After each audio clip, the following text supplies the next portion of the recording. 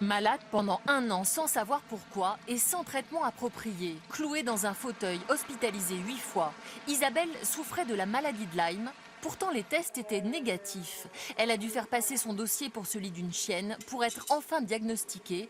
Elle porte plainte contre X pour tromperie aggravée. L'objectif est de faire changer le système, puisque les tests aujourd'hui ne sont pas fiables. Donc j'ai été trompée pendant longtemps et je souhaite que les patients ne subissent pas la même chose que ce que j'ai pu subir.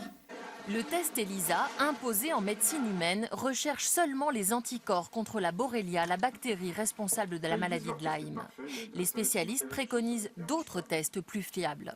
Ce serait d'isoler directement le microbe en cause, bactérie, Borrelia ou autre, ou parasite.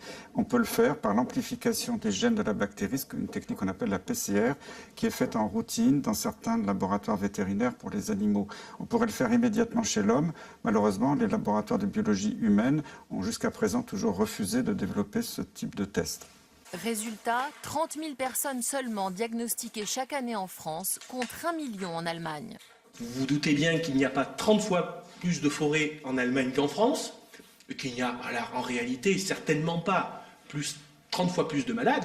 Simplement, il y a un pays qui a pris des dispositions dans l'intérêt de ces malades et il y en a un autre qui aujourd'hui tarde à le faire. Depuis qu'elle est soignée pour la maladie de Lyme, Isabelle A va mieux.